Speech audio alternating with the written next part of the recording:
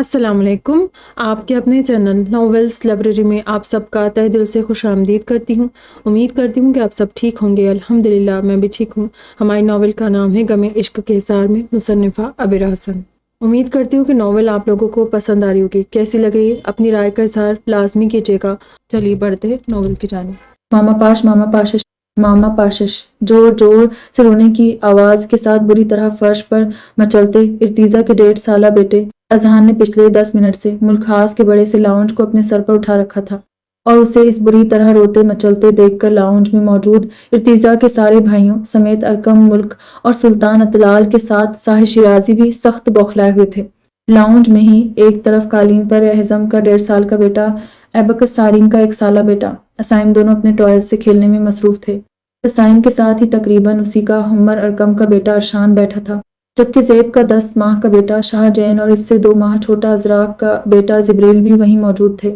وہ سب اپنے کھلونے قالین پر بکھیرے کھیلنے کے ساتھ گھٹنوں کے بل ادھر سے ادھر رینگنے میں مصروف تھے، جبکہ زارون کی ننھی سی 4 ماہ کی بیٹی ازہا صوفے پر بیٹھے زیب کی گود میں مزے سے سو رہی تھی۔ آبان کا 6 ماہ کا لاڈلا بیٹا ازرگام اور اکرمہ کے 8 ماہ کے بیٹے اوتر کو ابو بکر اور امادہ نے سنبھالا ہوا تھا۔ مگر ننھے اذہان کو اس بری طرح روتے دیکھ کر اب باقی کے بچے بھی الرٹ ہو کر رونے کی تیاریوں میں تھے۔ ابے چپ ہو جا ارتیزا بھائی کی قیامت، تیرے اندر پوز کا کوئی بٹن نہیں ہے نہ کیا؟ یار ازراق اس کو چپ کرواؤ ورنہ اس کی دیکھا دیکھی یہ باقی کے سنگر بھی اپنا اپنا اثر چھیڑ دیں گے۔ اچھا پھر ہم کس کس کو سنبھالیں گے؟ سارین نے بری طرح فرش پر لوٹنیاں لگاتے ارتیزا کے 1.5 سالہ بیٹے اذہان کو تعصب سے دیکھتے ہوئے کہا تھا۔ اچھام مم اذہان نے روتے روتے اچانک غصے سے سارین کی طرف دیکھا تھا۔ جی چھام کے ابا، سارین گھٹنوں کے بل اذہان کے پاس فرش پر بیٹھتے ہوئے بولا۔ اور ماما پاشش اذہان نے رونے میں 2 منٹ کا وقفہ لیتے ہوئے سارین کے سامنے اپنا وہی مطالبہ رکھا تھا اور ایک بار پھر سے وہ پورا منہ پھاڑ کر رونے لگا تھا۔ اگر بھیا اس وقت گھر آ گئے تو اپنی اس قیامت کو روتے دیکھ کر وہ سچ مچ قیامت اٹھا دیں گے۔ بھابھی جان کو کال کرو، ارکم وہ لوگ کہاں رہ گئی؟ زارون نے اپنے پاس کھڑے ارکم سے کہا، جو مسلسل خود بھی بیوی کا نمبر ملا رہا تھا مگر کال نہیں لگ رہی تھی۔ کال نہیں مل رہی زارون بھائی، نہ جانے یہ لوگ کہاں رہ گئی۔ بھابھی جان کو خود بھی تو سوچنا چاہیے یار کہ بھائی سمیت اس جونیئر کا بھی ان کے بنا گزارا نہیں ہوتا، پھر اتنی دیر کو جانے کی کیا ضرورت تھی؟ ارکم بڑبڑاتے ہوئے اب اشال کا نمبر لگانے لگا تھا، مگر تبھی اذہان سے متاثر ہو کر سارین کا بیٹا بھی منہ بناتے ہوئے رونے لگا تھا اور سارین نے سچ مچ اپنا سر پکڑ لیا تھا۔ پھینکنا شد و شد، ساحر شیرازی بڑبڑائے تھے۔ 2 شد نہیں 3 شد، کہ بلکہ 4 شد وہ دیکھیں چچا جان، زیب نے کہتے ہوئے ساحر شیرازی کی توجہ اعظم کے بیٹے ایبک کی طرف دلوائی تھی، جو ازراق کے بیٹے جبریل سے اس کا پسندیدہ کھلونا چھیننے کی کوششوں میں ناکام ہو کر گلا پھاڑ کر رونے لگا تھا، اور اب سلطان اطلال بھی بھڑک کر اپنی جگہ سے اٹھ کھڑے ہوئے تھے۔ ابو بکر کال کرو اعظم اور رباب کو، یہ کیا دنیا کے آخری کونے میں شاپنگ کرنے گئے ہیں؟ وہ اکرمہ کے بیٹے کو سنبھالتے ابو بکر پر چڑھ دوڑے تھے۔ ابو بکر اپنی گود میں موجود بھتیجے عاطر کو سنبھالنے میں لگا ہوا تھا، جو اپنے منہ میں لگی فیڈر کو ایک ہاتھ سے ہٹا کر آنکھیں ملتے ہوئے اب برے برے منہ بنا رہا تھا۔ شاید اسے نیند آ رہی تھی، تبھی وہ چڑچڑا ہو رہا تھا، جبکہ ارکم ملک پریشان کن نظروں سے فرش پر مچلتے پوتے کو دیکھ کر خود بھی بری طرح چلا اٹھے تھے اور بلا وجہ اپنے پاس کھڑے اسعد پر برس پڑے تھے۔ کھڑے کھڑے تماشا کیا دیکھ رہے ہو تم لوگ؟ اگر کسی کی کال نہیں لگ رہی تو خود مال جا کر ان سب کو لے کر آؤ۔ کہاں رہ گئی یہ لوگ؟ کیا آج ہی سارا شہر خرید لیں گی؟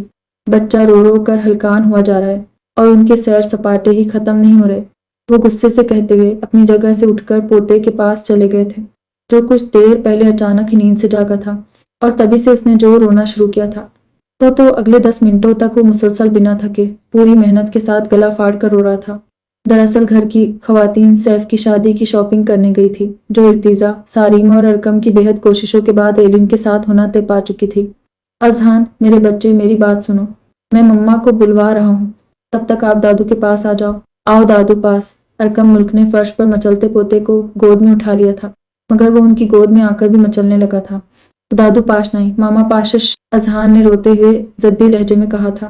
تبھی ہال کا اندرونی دروازہ پار کر کے اندر داخل ہوتے ارتیزا کے کانوں میں بھی بیٹے کے رونے کی آوازیں پڑ گئی تھی اور وہ بھاگتے قدموں سے لاؤنج میں پہنچا تھا۔ اذہان، میرا بچہ، کیا ہوا؟ پاپا یہ اتنی بری طرح کیوں رو رہا ہے؟ ارتیزا نے لپک کر آگے بڑھتے ہوئے بیٹے کو اپنی گود میں لینے کے لیے باپ کی طرف ہاتھ بڑھائے تھے، اور اذہان دونوں ہاں نہیں پھیلا کر فوراً ارتیزا کی گود میں چلا گیا تھا۔ پھر ساتھ ہی اس نے ارتیزا کے کندھے پر سر ٹکا لیا تھا۔ ماما پاشا شش اذہان نے وہی مرغ کی ایک ٹانگ کی طرح اپنا مطالبہ دہرایا تھا، جسے سن کر ارتیزا نے سوالیہ نظروں سے سب کی طرف دیکھا تھا۔ خالائے کہاں ہیں؟ ارتیزا نے بنا کسی کو مخاطب کیے پوچھا تھا۔ اب بھابھی جان ہی نہیں یہ پوچھے کہ گھر کی سب خواتین کہاں ہیں۔ سب کی سب صبح ناشتے کے بعد سے سیف کے ساتھ شاپنگ پر نکلی ہوئی ہیں۔ احزم بھائی، اکرمہ اور آبان بھائی بھی اپنے اپنے ماڈل ہمارے حوالے کر کے خود اپنی بیویوں کو لے کر انہی لوگوں کے ساتھ گھومتے پھر رہے۔ اب ٹائم دیکھ لے دن کے 2:30 بج رہے۔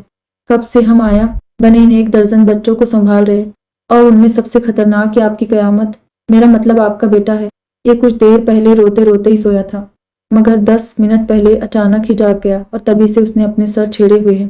اٹک گئی ہے اب بیچارے کی، بس امامہ پاش کی گردان کیے جا رہا ہے۔ زیب نے اپنی گود میں قسم ساتی بھتیجی کو تھپکتے ہوئے ارتیزا کو سب تفصیل سے بتایا تھا، جسے سن کر اسے بھی غصہ آنے لگا تھا۔ اس دوران اس نے سائم اور جبریل پر بھی ایک نظر ڈالی تھی، جو اپنے اپنے والد صاحبان کی گود میں چڑھے ہوئے گلا پھاڑ کر رو رہے تھے، جبکہ سائم اور جبریل کا ساتھ دیتے ایبک کو سلطان اطلال نے سنبھالا ہوا تھا۔ جاکمال ہے اور کمال ہے، ان لوگوں کو ذرا سا احساس نہیں، اتنے چھوٹے بچوں کو چھوڑ کر اتنی دیر کے لیے بھی کوئی جاتا ہے؟ یا سارین فون کر کے پتہ کرو کہاں ہے، یہ سب کہو کہ جہاں کہیں بھی ہیں سب چھوڑ کر فوراً سے پیشتر گھر واپس آئیں۔ ارتیزا بھی کہہ ہی رہا تھا، گھر کے باہر گاڑیاں رکنے کی آوازیں سن کر وہ بیٹے کو کھا گئے لہد تیزی سے باہر لپکا تھا۔ حسب توقع پور ٹیکوں میں رکنے والی گاڑیوں سے مسکرا کر ایک دوسرے سے باتیں کرتی علائے، عشاء، لفا، زورن اور صحابیہ تمام خواتین کے ساتھ اندر چلی آ رہی تھی۔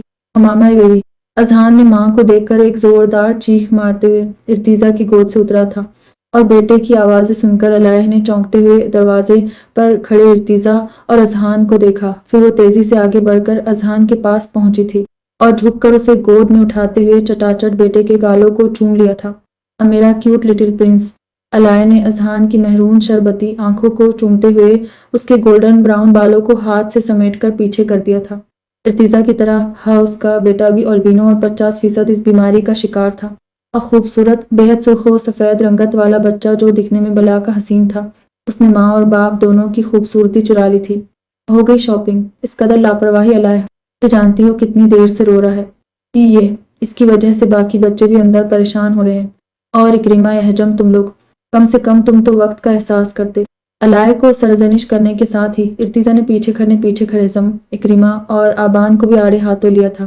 یار بس خواتین کی شاپنگ کا تمہیں پتہ ہے، پجاں ان لوگوں کو ہی فارغ ہوتے ہوتے اتنا وقت لگ گیا تو ہماری کیا غلطی ہے؟ اعظم نے وجاہت دیتے ہوئے کہا تھا۔ ہاں بھیا، میرا جبریل تو نہیں رویا؟ اشال نے فکرمندی سے بیٹے کے بارے میں پوچھا تھا۔ اندر چل کر دیکھو، سب سے اونچی آواز اسی کی ہے، ایبک اور سائم بھی اس کا ساتھ دے رہے ہیں، دونوں کو ساریم اور زر سنبھال رہے ہیں، اور ایبک کو تایا جان نے لیا ہوا ہے، ارتیزا نے خفگی سے کہا تھا، اور وہ ان سب کو دیکھتا اندر کی طرف بڑھ گیا تھا۔ اس کے پیچھے پیچھے احجم بیٹے کے رونے کی خبر سن کر اندر بھاگا تھا۔ اکرمہ اور آبان بھی خجل سے سر کھجاتے ہوئے اندر چلے گئے تھے۔ شہرینہ، حفصہ بیگم، نور اور تہمینہ بھی تیزی سے اندر کی طرف بڑھ گئی تھی، جبکہ وہ سب اپنے اپنے شاپنگ بیگ گاڑیوں سے نکالنے باہر ہی رک گئی تھی۔ خوف، مما اب آپ ہمیں بچائیں گی ورنہ ساریم ہماری جان کو آ جائیں گے۔ بیٹے کے رونے کی خبر سن کر صحابیہ نے اپنے سر پر خود ہی چپت لگاتے ہوئے کہا تھا، ساتھ ہی وہ سر پر بندے حجاب کو درست کرنے لگی تھی۔ اور فکر مت کرو میری جان، میرا سیمی تمہاری اس موہنی صورت کو دیکھتے ہی اپنے آپ پگھل جائے گا، اس کے مزاج کی برہمی تمہیں دیکھتے ہی دور ہو جاتی ہے۔ نغمانہ شیرازی نے ڈگی سے شاپنگ بیگ نکالتے ہوئے بہو کو چھیڑا تھا۔ یہ اور ساس کی بات سن کر صحابیہ ٹھپ کر مسکرانے لگی تھی، تو کہ واقعی اس کا شعلہ صفت ساریم کتنا ہی غصے میں کیوں نہ ہو، بیوی کے سامنے آتے ہی اس کا غصہ رفو چکر ہو جاتا تھا۔ اب بالکل ٹھیک، میرے ساریم بھیا آپ سے بہت محبت جو کرتے ہیں، اب بھی بیٹے کے آنسو آپ پر معاف کر دیں گے، کیوں مائے ٹوین سسٹر؟ اشال نے شرارت سے صحابیہ کو چھیڑنے کے ساتھ ہی مسکراتی ہوئی رباب کی رائے لی تھی، جو ماں کے ہاتھ سے ان کے شاپنگ بیگ لیتے ہوئے اشال کی بات سن کر مسکرانے لگی تھی۔ اشال اپنے ساتھ رباب کی اس قدر مشابہت پر رباب کو اپنی ٹوین سسٹر بلاتی تھی۔ اور بالکل میری جان، ساریم سے تو صحابیہ کی بچت ہو جائے گی، مگر تم اپنی سوچو، زہر کے ہاتھوں تمہاری شامت پکی ہے، بلکہ تم سب سے زیادہ سیف اور مشال کی کھنچائی ہوگی جو اب تک گھر نہیں پہنچے۔ یقیناً زارون کے ہاتھوں مشال کی کلاس لگنے والی ہے۔ رباب اشال کو ڈراتی ہوئی اندر جانے کو پلٹ گئی تھی، सैफ की गाड़ी में मशाल, सबेरा और सीमाब मौजूद थी और वो लोग अब तक घर नहीं पहुंचे थे। बिल्कुल नहीं रुबाब आपी, हमारे जारून भैया और जर भाई भी किसी से पीछे थोड़ी हैं कि जारून भैया की जबान तो मशाल के आंखें दिखाते ही बंद हो जाती है और जर भाई हमारी इशाल की रोती बिसुरती सूरत देखकर खुद उसके आंसू पूछने बैठ जाते हैं। खुद अपने गुनाहगार कानों से सुना है।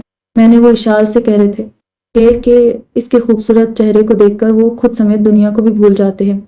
अलाया ने अपनी गोद में मौजूद बेटे का सर चूमते हुए इशाल को छेड़ा था, जो अब माँ की गोद में खूब चहक रहा था। जबकि अलाया की बात सुनकर इशाल का मुंह हैरत से खुल गया था। वाकई जर इससे अक्सर यही बात कहता था। हाँ चलो अलाया, तुम्हारा बेटा तो चुप हो गया, अब अंदर चलकर अपने मियाँ को भी मनाओ, वरना पूरा दिन वो मुंह फुलाकर घूमता रहेगा। रुबाब के साथ अंदर बढ़ती नगमा ना ने कहा था। फिक्र मत करे फफो, अजहान की तरह उसके अब्बा जान का भी बीवी के बिना गुजर मुश्किल है। जैसे अभी अजहान भाभी जान की गोद में आकर बहल गया है, ऐसे ही मेरे खफा से भैया भी भाभी जान की गोद में सर रखते ही अपने बेहल आप जाएंगे। इशाल भी अलाया से अपना बदला लेकर अंदर भाग गई थी। शैतान, ठहरो अब बताती हूँ तुम्हें। अलाया इशाल की शरारत पर उसे मसनूई अंदाज में डांटते हुए मारने लपकी थी, जबकि पीछे मौजूद इफा, जोरन और सहाबिया भी खिलखिला कर हंसती हुई अंदर बढ़ गई थी।